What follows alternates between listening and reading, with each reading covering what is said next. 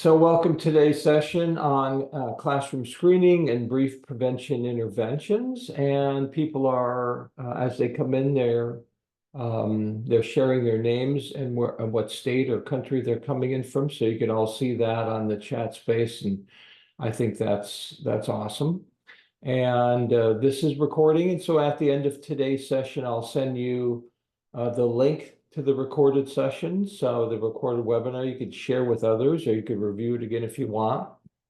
And I'll send you the slides as well, and the CEU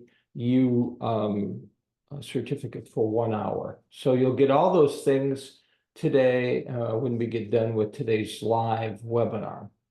If you have any questions or if you have any comments, again, please place those in the Q&A box, and I will address those at the end of today's slideshow. So to start things off today, I do believe I have a poll. Let me see if I could find that poll. I'm going to pull it up so that everyone can participate a little bit at the beginning of today's session. Here we go. So there's 2 items on this poll, and I've just launched it. So there's 2 questions, and take just a moment to get to your device. And as soon as you see that, please answer those 2 questions. And the more people we have answering these 2 questions, the better a sense we'll have of the people attending today, and we can tailor some of the content and emphasize certain things and de-emphasize others based on your interest, your needs to these 2 questions. So there's just 2 questions, very simple questions. You know, you're currently providing screening and brief interventions is question 1. Question 2 is, would you prefer to provide screening brief interventions to youth individually or in groups or even virtually? So those are the 2 questions. So I'll just give you another minute. It looks like, oh my gosh, we got 97% of people have responded. That's awesome. That's a record breaker. So with that, I'm going to go ahead and stop and send out the results so everybody can see what they are. So I'm sharing them right now with you. So I'm sharing these results with you right now. I'm going to open so I can see this a little bit better. So here are the 2 questions, the 2 polling questions. Number 1, are you currently providing screening and brief interventions? And, you know, we've got a mix, but actually looks like 2/3 say no. And then the other third said yes. So there's a lot of people on today wondering about screening and brief interventions. By the way, if you've used Prevention Plus Wellness programs, you have used the screening and brief intervention. So, and I'll explain that today. So a nice mix there of that question. 2/3 say no, they haven't. So you're interested in learning more, I suspect. And the second question, would you prefer to provide your screening and brief intervention individually or in groups or virtually? And the winner there is in groups. So you got 51%, over half saying in groups, another 41% saying individually, and then a much smaller percentage, 7% saying virtually. So you got some individuals interested in providing screening and brief interventions, SBIs, in all 3 formats, but most of you in groups, followed by individually and virtually. We'll be talking about all of these in today's webinar. So again, the topic, classroom screening and brief interventions. And I use the term classroom because I'm talking about implementing SBI, screening and brief interventions, in group settings, whether that's in a classroom or community, a team, sport team, for example, or whatever the case might be. We're going to be talking about both individual and group implementation. So that's the unique aspect of this. There's 3 objectives for today's session.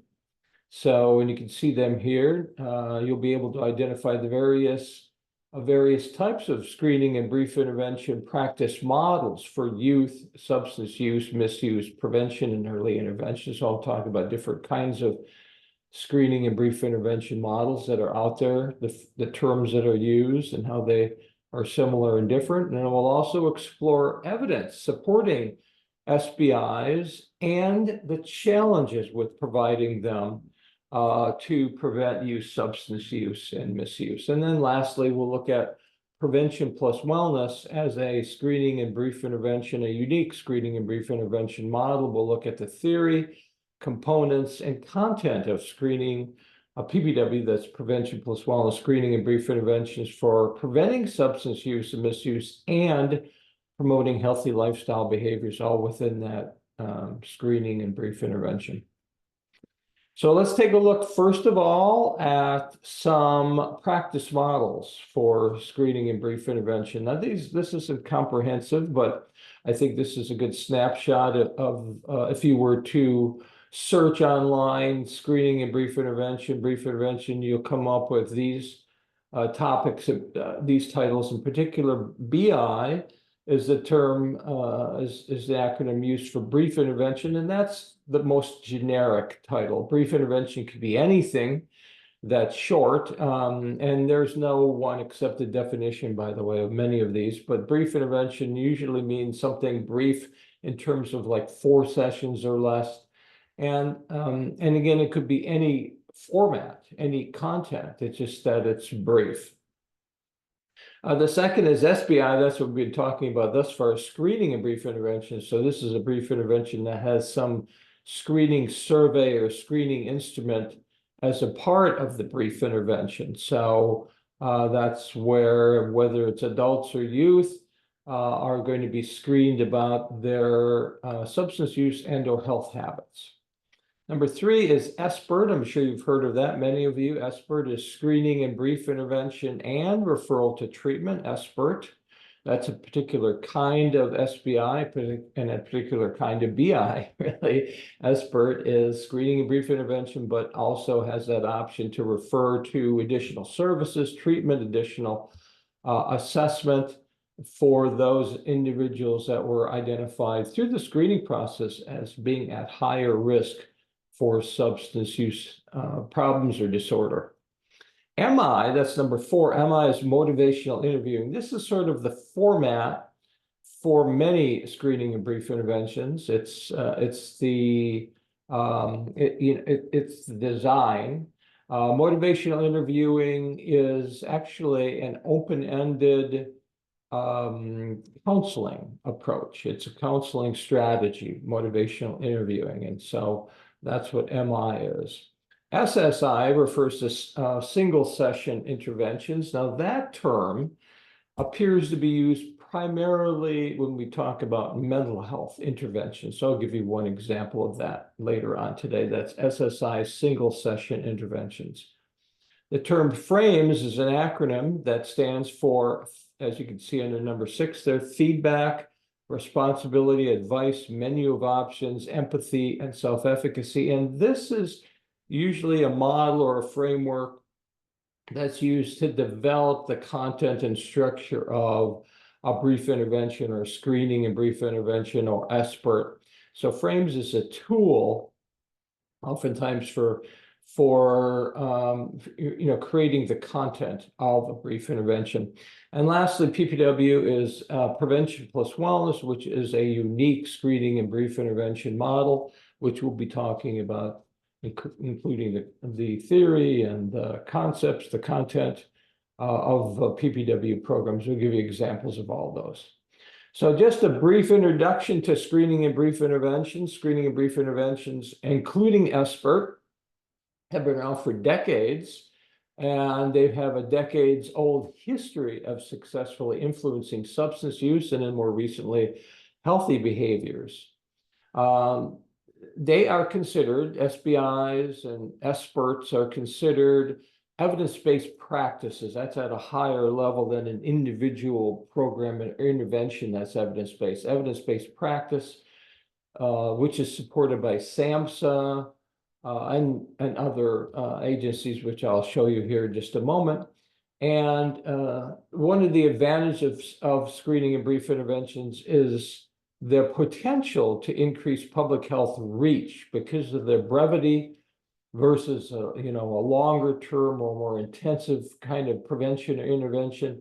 They should be able to reach a larger numbers of youth and adults and have a greater public health reach and therefore broader impact.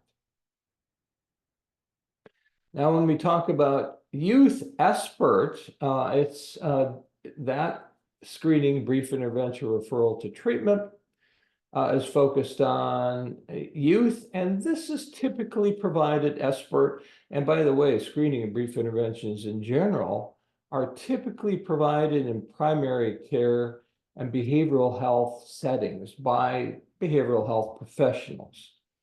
And again, I'll give you some examples of that and some examples that differ from that. But expert process is by its title, it screens to identify the adolescent's place on a spectrum from non-use to substance use, then providing a brief intervention to those patients, those youth that are indicated as having risk for substance use and yet potential substance use problems, and to elicit motivation for change in those youth during that brief intervention, and then help them set goals, oftentimes goal setting, but not always.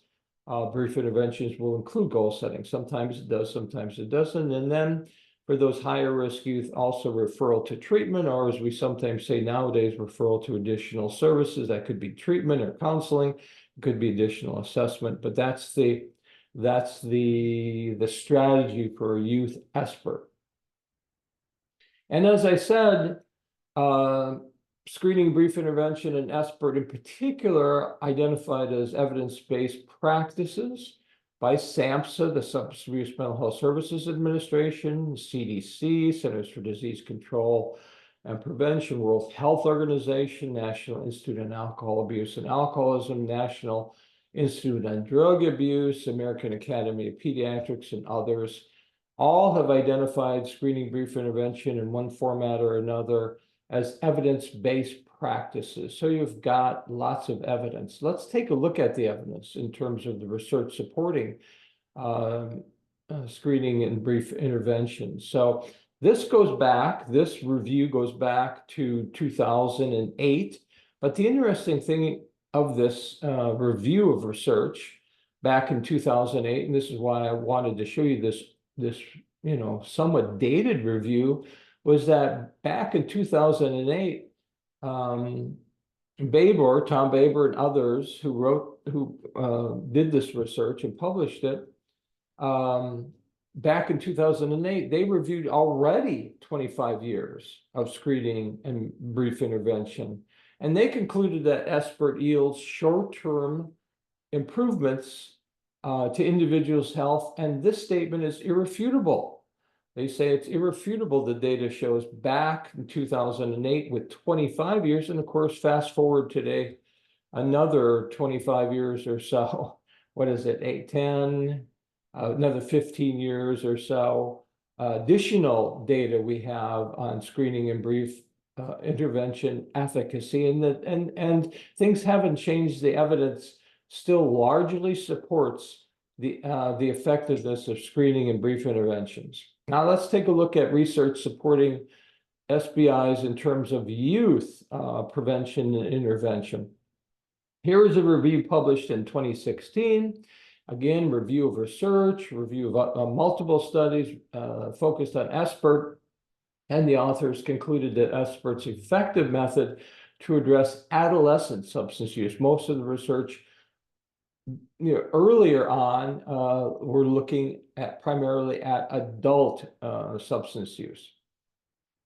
So we have some evidence of adolescent effectiveness.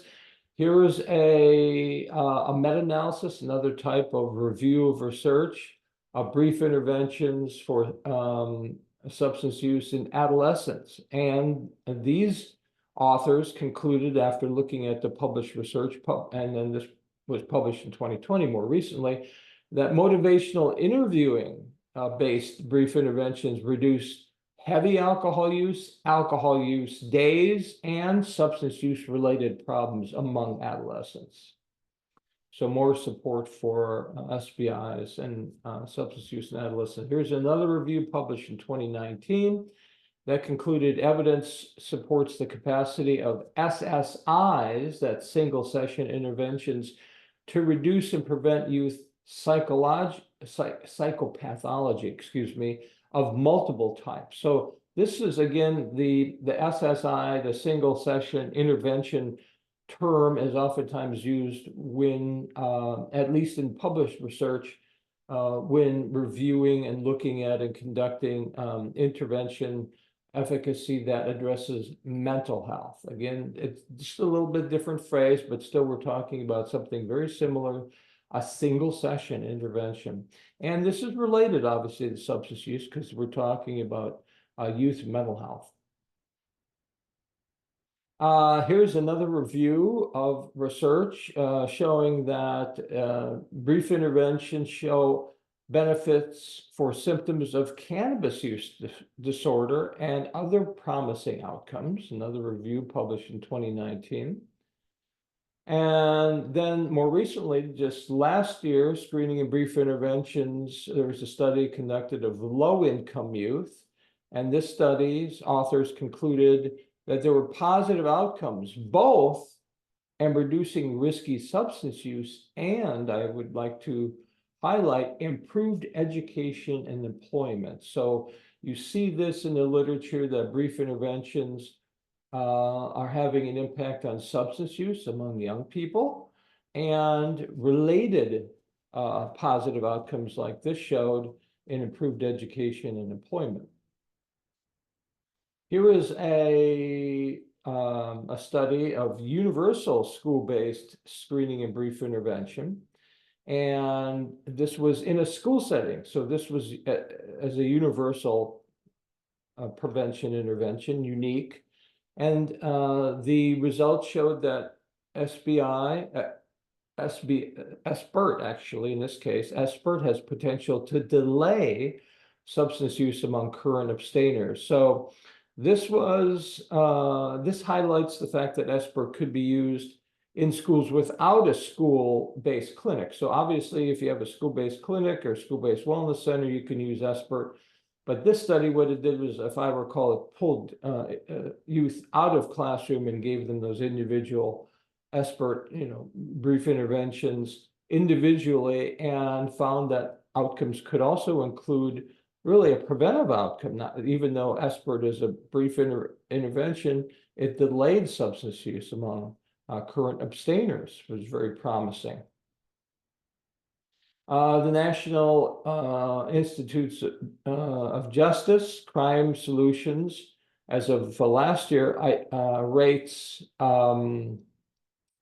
school-based brief interventions as effective for reducing alcohol use. By the way, you can see all these links that I've included when I send you these or post these slides. You'll be able to click on these links and read more. Screening and brief intervention in middle school and high schools was just recently published last year. This is a large study of students from 7th through 10th grade, and they showed that screening and brief intervention programs may help reduce substance use among middle school students, and particularly female students. Here's another study of alcohol use brief interventions for adolescents and young adults. They found that adolescents and young adults yield modest effects from brief interventions. They last up to a year. Goal setting appears to be one of those elements that increases the effectiveness of brief interventions.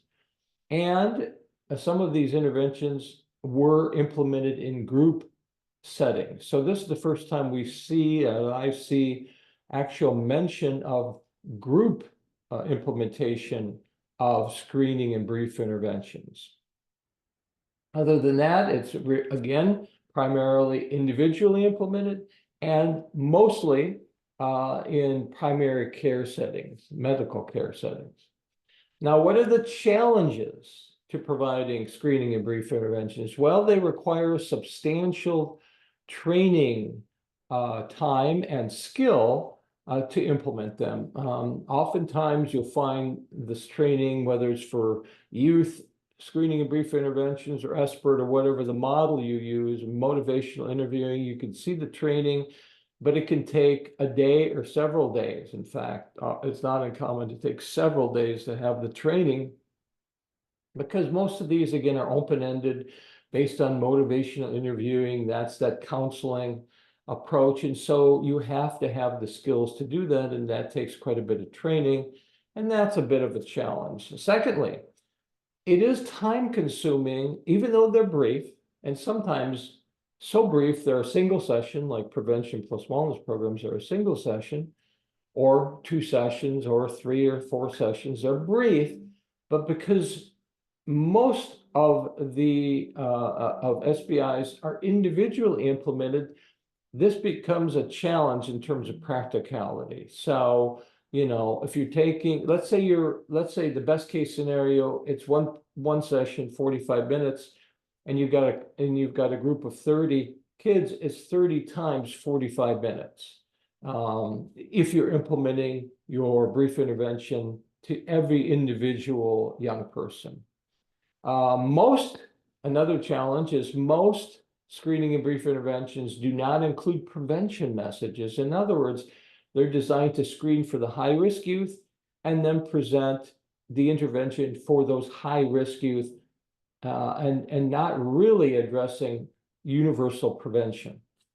Lastly, the last challenge, number 5, to screening and brief interventions is they don't address protective factors for the most part. Particularly, they don't address protective health behaviors that are lacking among most youth. Let's take a look at classroom-based screening and brief interventions. There is a little literature out there.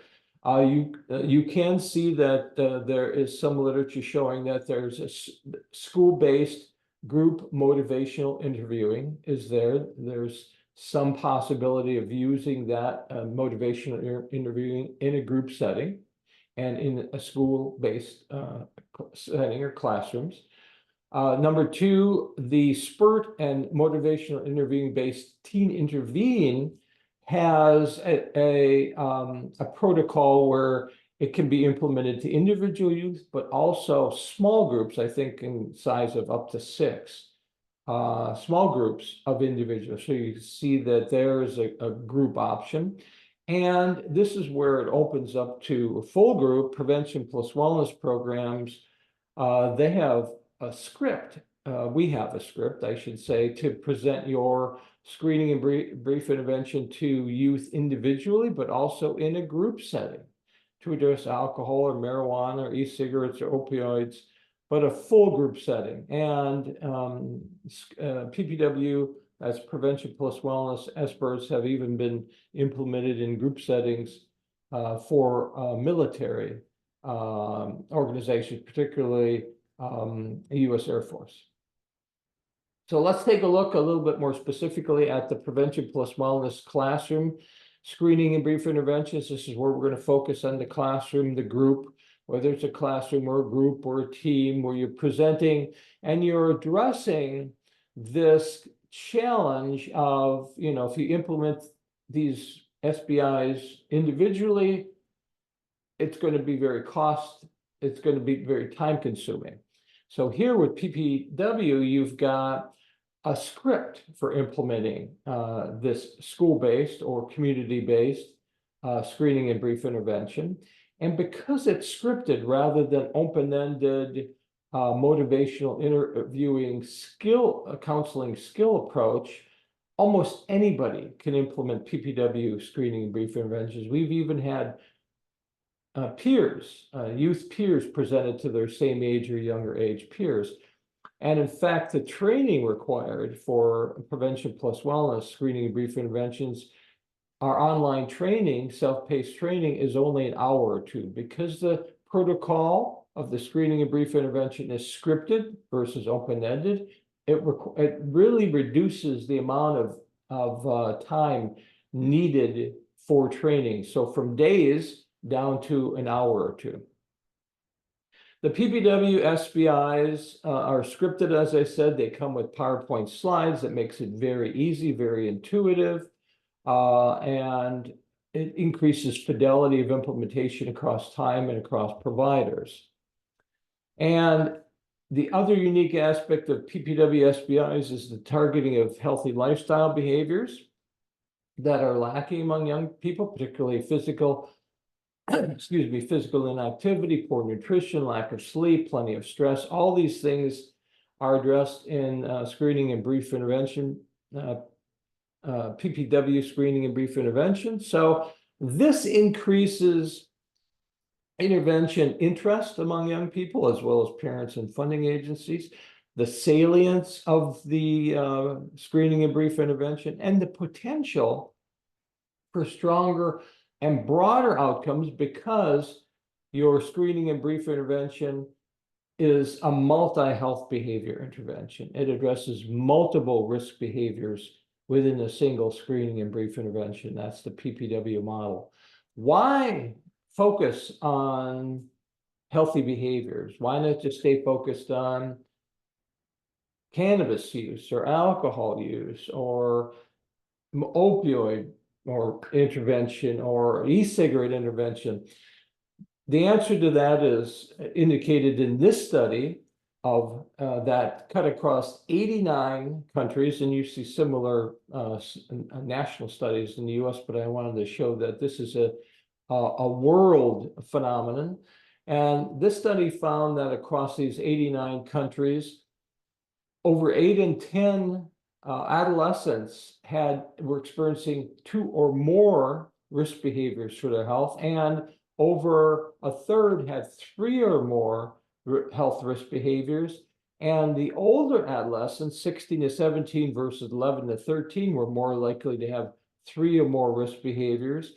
And so these authors, these researchers, concluded that there are clusters of lifestyle risk factors that need to be prioritized within single interventions. And they talk about which ones that were clustering, not just the ones you might think, cigarette smoking, alcohol use, but also physical inactivity, low fruit and vegetable consumption.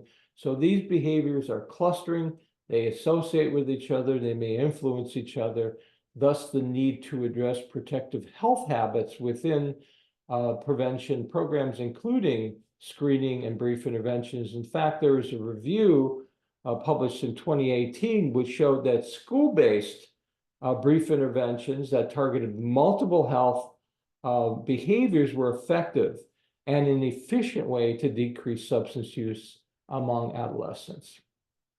Now let's take a look at the multi-risk behavior screening and brief interventions that are provided by Prevention Plus Wellness, this unique model and program and theory.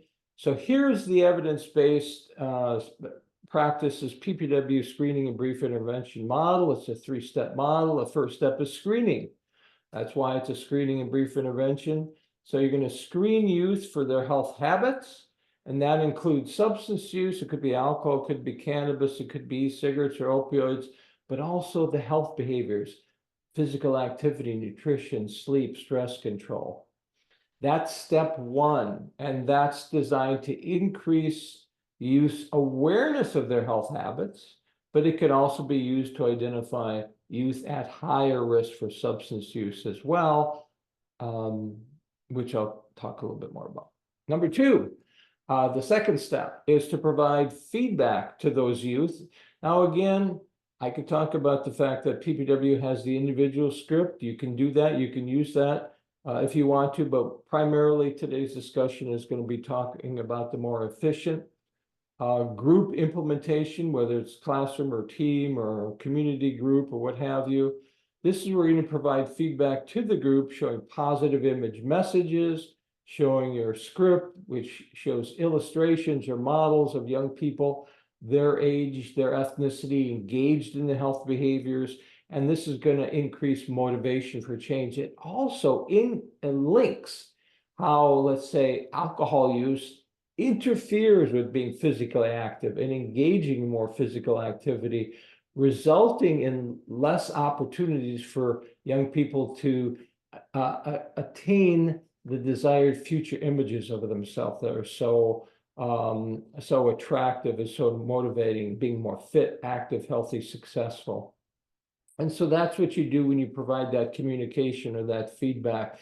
So you got screening, step one, feedback, step two, or communication, step two, and step three is the action piece, the goal setting. Remember that one review of research showed that goal setting is a particularly effective strategy where we have goal setting, and it's a unique goal setting because it's not just to avoid substance use, it's to increase protective health behaviors, a little bit more physical activity, or a little bit more healthy eating, or a little more sleep, etc., all designed to enhance those protective behaviors, which also help prevent and reduce substance use. The prevention plus wellness screening and brief intervention model does use the frames model. Does use the frames setup or protocol for content and strategy. So you can see, for example, the F, the frames, what is that? Feedback on personal risk. So within PPWS screening and brief interventions, you're going to talk about substance use harms health behaviors and positive identity. You're going to be talking about risk, how substance use, particularly substance use or multiple substance use, harms desired images and actual healthy behaviors, impacting how they feel and how they perform in the future. That's the F in frames. The R in frames refers to responsibility of the individual, and you could see within the PPW scripts that we mentioned that, hey, this is your choice to change your behaviors, but it's up to you. A is advice. This is advice to change, and this is where we give youth an opportunity to increase healthy habits and avoid substance use behaviors. M is a menu of goals and strategies, and the PPW SBIs, we give youth a choice to set and monitor multiple behavior goals, but it's up to them. They choose from the menu. Do they want to get more physical activity? What substance use do they want to avoid, etc. The E in frames of empathetic, positive, and supportive communication. That's what's provided, as well as images provided in the PPW SBIs. The S is self-efficacy, communicating optimism that these positive changes are possible among young people if they practice their goal setting, that short-term goal setting. So that is it, frames, FRAMES. All of this is addressed within the prevention plus wellness screening and brief intervention, and you could learn more about frames at that link in the bottom of that slide. Now let's compare, just so that there's a little bit more clarity, typical screening and brief interventions with prevention plus wellness screening and brief interventions. So let's start in the left-hand column, start with number one. Screening and brief interventions usually target single substance use. It could be alcohol, it could be tobacco, sometimes multiple, but primarily a single substance use. Shift over to the right, PPW SBIs target health promoting behaviors, multiple health promoting behaviors, typically physical activity, breakfast and nutrition, sleep and stress control, and substance use. So you can see the targets, health behavior targets are broader with the PPW SBI versus typical SBIs. Go back to the left-hand column, SBI number two. Screening is designed to determine substance use risk level and to tailor messaging. Number two to the right, PPW SBIs, you screen to increase awareness. You're allowing youth to become more aware of their substance use and other health habits, as well as personalized message, particularly if you implement it to youth one-on-one. Now, if you don't implement it to youth one-on-one, the PPW SBI and you're implementing it to the group, the response or the feedback is a little less tailored. However, the screening results are still individual, and the goal setting is definitely individualized as well. So there's plenty of individual tailoring or individualizing content in the PPW screening and brief interventions. All right, more quickly, number 3, typical screening brief interventions use risk-based content, assuming ambivalence is lacking to change. Number 3, in PPW SBIs uses positive image-based content from the behavior image model. I'll give you a little more information on that in just a minute. Number 4, under the SBI list, typical SBIs provide feedback regarding personal or normative risk and impairment to those at higher risk only. Whereas number 4, in the PPW SBIs provides health behavior and substance use, gain and loss frame messages, and feedback to all participants. In other words, all participants get feedback. They all need to have feedback on the health behaviors that are lacking in their lives, and they need to learn how substance use interferes with them achieving that desired positive, healthy lifestyle. And so quite a bit of a different format. Number 5, SBIs provide advice and change options. Number 5, and PPW provides recommendations for healthy lifestyle living and goal setting. To continue this, number 6, in the SBI column, SBIs involve an unstructured client-centered interview, in other words, motivational interviewing for the most part, whereas number 6 in PPW SBIs involve a structured scripted protocol. So you read the protocol, it's not unscripted, you don't have to spend days learning these skills because it's scripted and really reduces training requirements. Number 7 on SBI refers high-risk individuals to treatment. Number 7 under PPW SBI recommends follow-up resources for participants. A referral is an option if you implement individually, but if you implement in the group, you're not going to know who's at high risk. So what you do there is you recommend follow-up resources, additional content, and particularly continued goal setting to enhance that self-regulation skill and self-efficacy.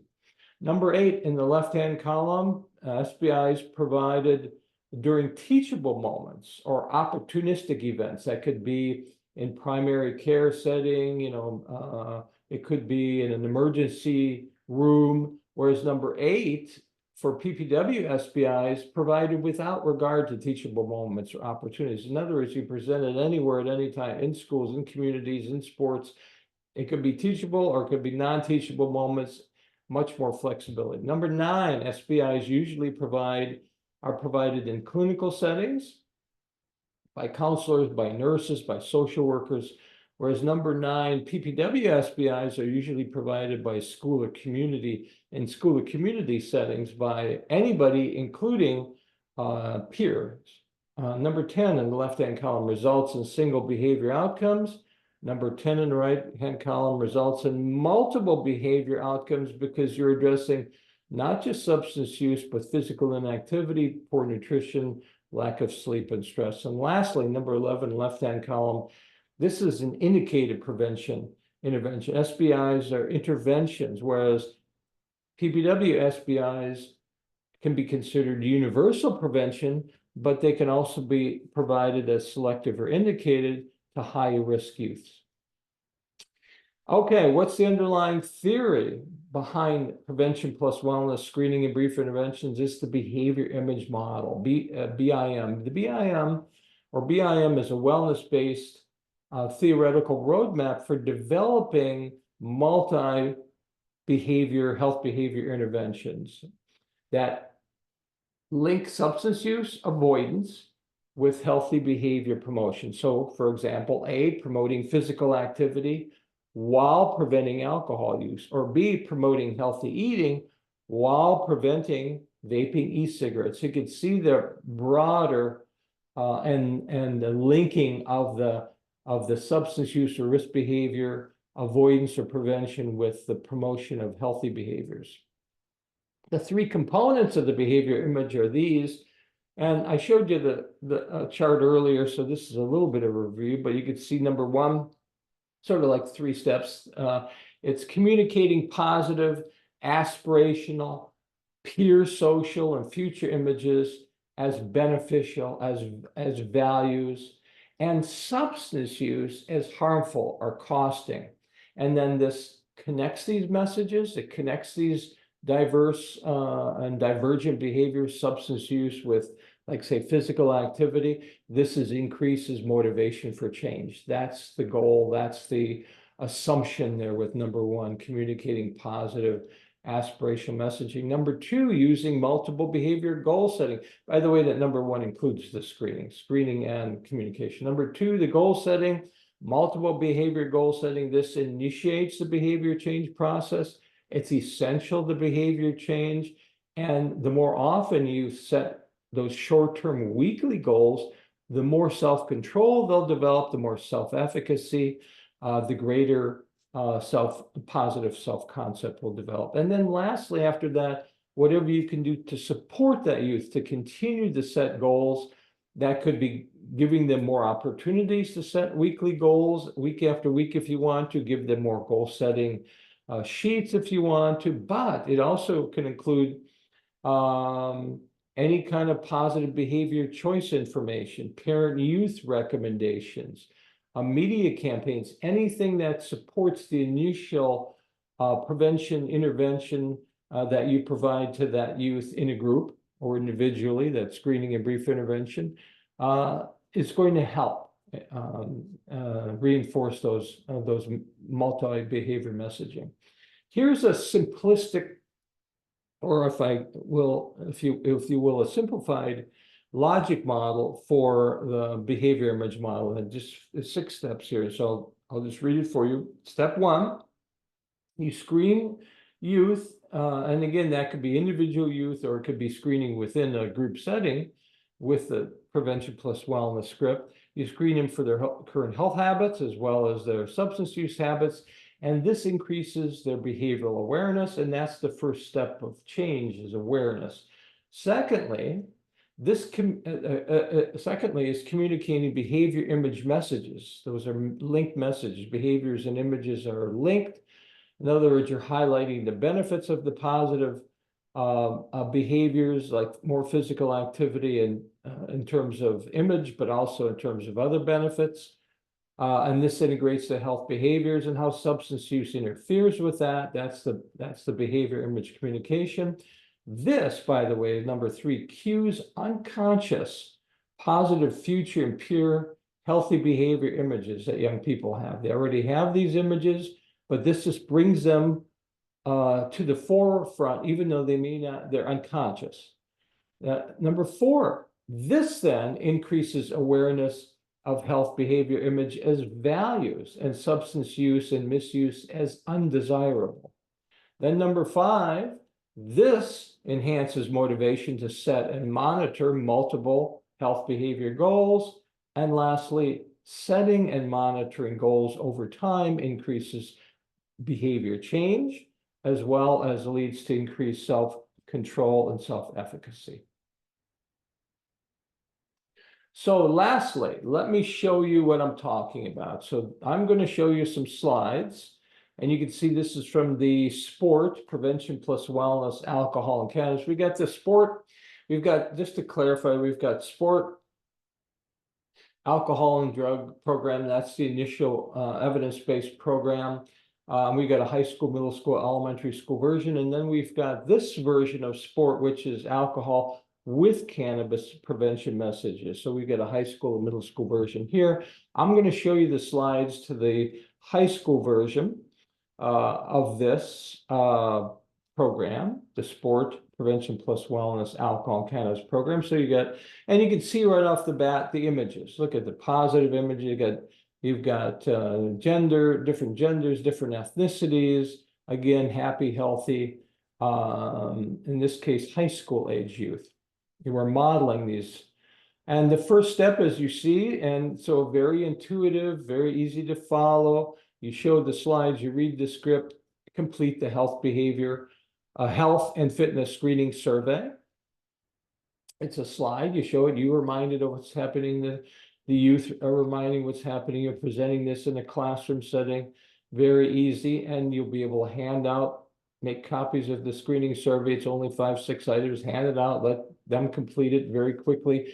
By the way, if you do implement PPW SBIs individually, then you could follow up this screening survey with the validated craft screening survey, which is included as an option for implementation individually, and the craft will identify those risks at high use for substance misuse, which then at the end of your lesson, you can refer those high-risk youth for additional assessment if you want to. So this is you're going to have youth complete as a part of the 3-step screening feedback goal setting. In a group setting, you're going to have them complete the screening survey, increase their awareness.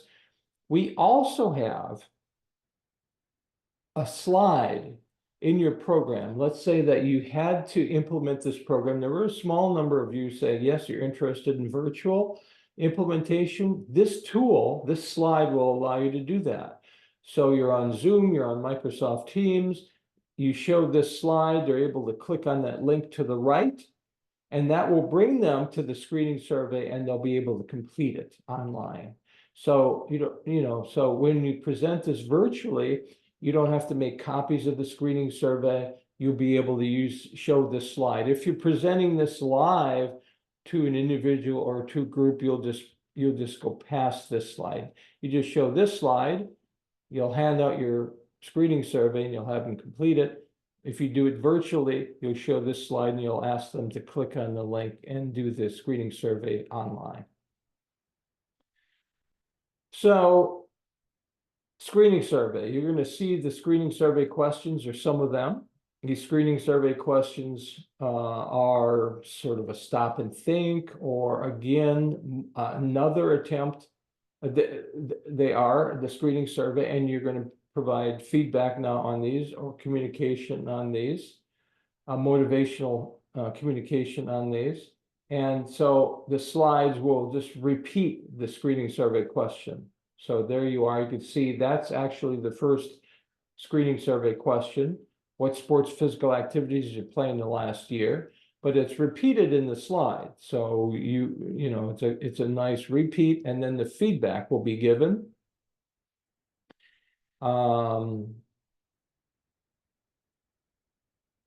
There's another screening survey question. I'm just showing you some examples of some of the slides in this program.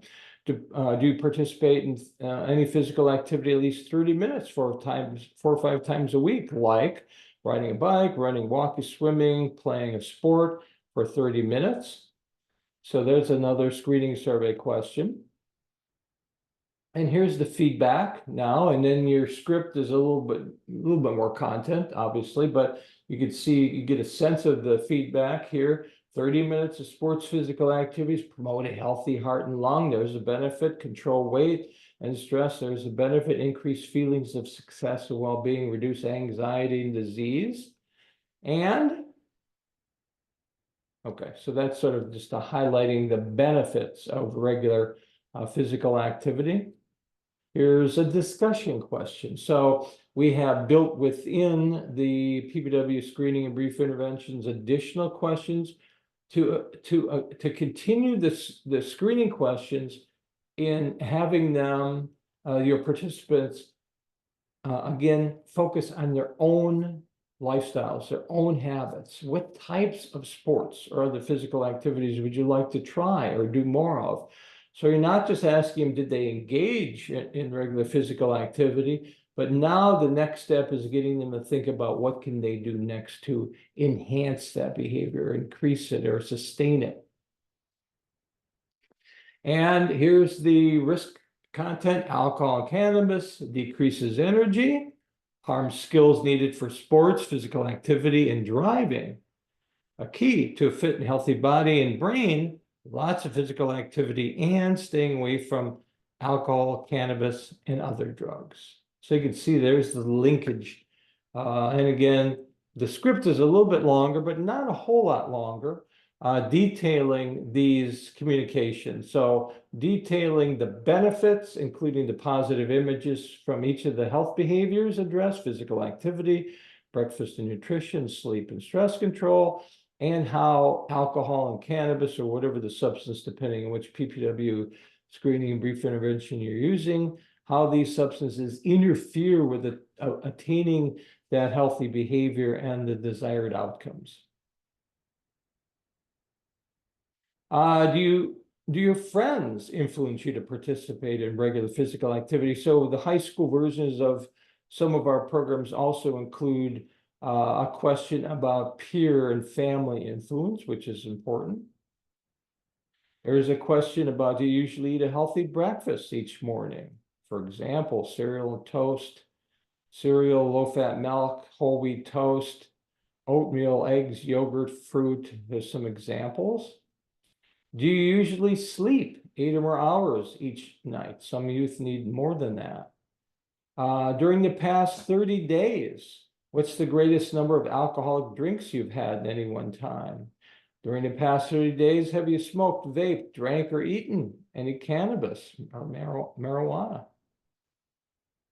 And then beyond that, beyond those connecting substance use, whether it be alcohol or cannabis or both or whatever, to the health behaviors, there's additional risk factors addressed in the PPWS screening and brief interventions. For example, this slide highlights what?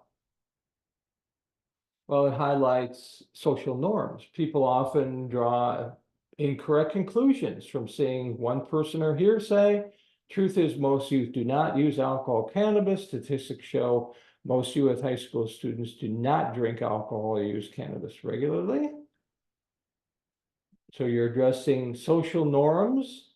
A discussion question: what are some healthy alternatives people can use instead of drinking or using cannabis? So you're looking at the positive outcomes, and of course, I shouldn't say of course, but then also a recommendation for overall health or wellness.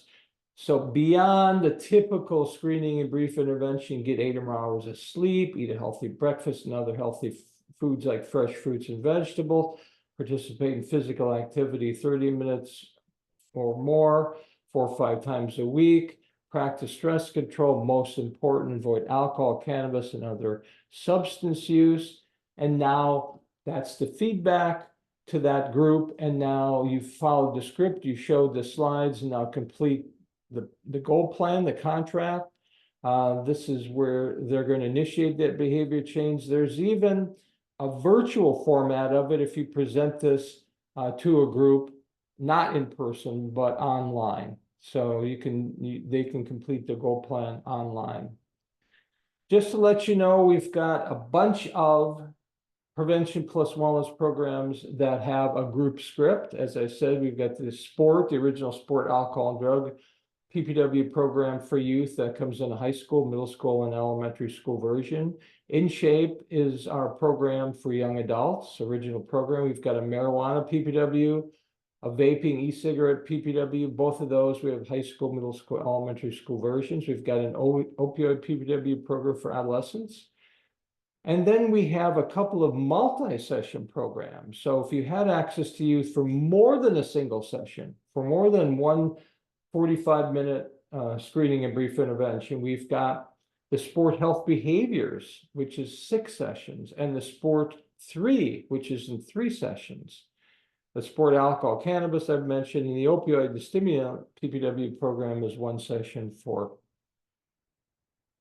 young adults. So let's conclude. There's a variety of screening and brief intervention practice models for substance use, misuse, prevention, and early intervention. Research supports the efficacy of youth screening and brief interventions provided individually in clinical and school settings, and they're more efficient and more practical if presented in a group setting. And the prevention plus wellness screening and brief intervention model is a unique theory and program model and content for providing screening and brief interventions to individual youth, to groups of youth that also promote protective health behaviors. And you can get more information on programs and training. There's our programs and training list. You can request a sample. By the way, if you go to preventionpluswellness.com and across the top, there's a banner. And if you drop in your name and email, you'll get a link to our program samples page. You'll be able to look at all of our programs or most of our programs. That's preventionpluswellness.com, or you could email us at info@preventionpluswellness.com. And there's our home phone number here in St. Augustine, Florida, 904-472-5022. All right, I'm going to pause. I'm going to see if there's only one Q&A. I was unable to register. How do I obtain CEU credit? Well, that's a good question. Angie, you could email me at info. Email me at info@preventionpluswellness.com. I'll see if I can help you. Okay, any other questions? Any other comments anybody wants to make? Anything that was unclear that you agree with or disagree with about the potential for screening and brief interventions and how some kinds of interventions, again, in a group setting, that can have some real advantage, but there's not a lot of choice with group formatted screening and brief interventions outside of Prevention Plus Wellness, to be honest with you. Wait, what was the email again? Info, here it is. I'll show it to you. Hang on a second. I'll put it up on here's the slide. There it is, info@preventionpluswellness.com. Okay. And let's see, do you give webinars on motivational interviewing skills? No, we don't give, this is it. Because, I mean, you could find plenty of information on motivational interviewing and training to take to learn those counseling skills by searching online. But what we offer is, I think, tried to make the case for the need for advantages of group-based motivational interviewing in a scripted format that addresses healthy behaviors. If you like that, that's what we've got. But you can just find, if you go online, just do a search motivational interviewing, you'll find all kinds, or maybe youth motivational interviewing or youth expert. There's just a ton of content out there. And a lot of that training, while it's lengthy, it's much of it is free or well, I don't know if it does cost. I don't know what the costs are, but you can find some free training. That's if you want to go the route of being trained to implement individual expert or motivational interviewing individually, focusing on a specific substance that doesn't address prevention, that doesn't address healthy behavior. So we tried to make the case for some advantages for the PPW model. Do you have any data directly related to PPW programs, pre-post, for knowledge gain, attitude change, et cetera? Sorry if I missed this. So that's a great question. If you go to our website, preventionpluswellness.com, you'll see, in fact, we just were listed on a brand new evidence-based registry just yesterday, and it's the California Evidence-Based Registry for Child Welfare. But we're listed in SAMHSA, we're listed in NREP, we're listed in Blueprints for Healthy Youth Development, we're listed in a bunch of other federal, national, and state registries, and then we have published research of outcomes. And remember, our programs are also screening and brief interventions, which are evidence-based practices. So if you go to preventionpluswellness.com, you'll see the research, you'll see the evidence-based registries, and you'll see the outcomes. That said, By the way, under the heading of resources, you'll see the research. You'll also see new research because we do regularly post case studies of organizations across the country that use our programs. And because we have built-in pre-post surveys in our programs, we share that data with our viewers. And a lot of that is under the heading of on our website, preventionpluswellness.com, under resources and under, I think, new research. We show those case studies. So I think you'll find lots and lots of information there. So great question there. And okay, anything else? Do I have anything else I can help anybody with? Go check out our website, drop in your name so that you can get the samples page. You can check out samples of our programs. Let me know if you have any questions by email me at info@preventionpluswellness.com. And if I can help you in any way, I'd be happy to do that. Thank you so much for joining us. It's my pleasure to have you. I'm actually going to pull up the chat space right now and see what we have here, because a lot of times that could be fun. Can this program be implemented successfully without surveys? So here somebody asked the question within the chat space. So without surveys. So are you talking about the pre-post survey that we include? Yes, you can implement without the pre-post survey. The pre-post survey is to give you data to see how well your program's working and to promote your program. Are you asking about presenting PPW SBIs without the screening survey, which is only 5 or 6 items? We would not recommend that because the research, again, as a screening and brief intervention, screening is important. Okay, screening, we tried to make the case today for the fact that screening increases youth reflection on and awareness of their health behaviors. So, but if you're talking about the pre-post surveys, yes, those are optional. In fact, if you want to use those, we could send you customized links to online surveys and assess your program outcomes using online surveys. So some people have been thanking me. With the parental rights laws in our state, the written or online surveys prevent us from implementing programs that require surveys. So I understand that, Brandy. So by the way, the screening survey, and they keep that. You don't even collect that. And the pre-post surveys are completely anonymous. I mean, there's no indicator on those. But if that ends up being a problem, then yes, you don't have to do the pre-post surveys. Can you email the slides? So what I'm going to do is I'm going to post the slides and I'll send everybody an email as to where they're located. So you can look at the slides, you can look at the recording. All of that will be available to you along with a CE certificate. Appreciate some of the updated resources on how to help do interventions, and my location needed this. My pleasure. Thank you so much for appreciating it. Will we get a copy of the slides? Yes, you'll get a copy. I'll send you a link. You'll be able to go see the slides. Will you email slides? Okay, I've answered that. You'll be able to get a link to go to the slides.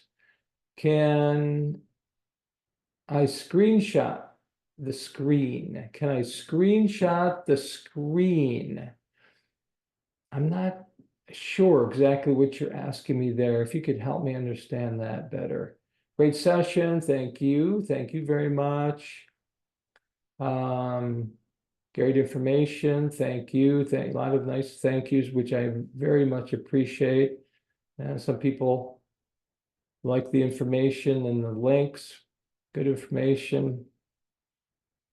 Thanks for all the information. And then people introduced themselves. They started, well, they're still thank you. Here we go. Here, I see a question here. With the parental rights laws. Okay, I got that question. I think we got that earlier. And then we've got people from different states, maybe some other countries. Let me go back all the way to the end of the chat space, see if there's any other question. While the slide was up, I was wondering if I could screenshot, but since you're sending them, that's okay. Yeah, that's going to be much easier for you to, you'll see the slides. I'll send you the link to the slides and that'll be good. Thank you. Have a great day, everyone. And again, thank you so much for what you do for youth and families in the communities. Let us know if we can help in any way. Have a great day, everyone. Bye-bye. You'll be hearing from me later today.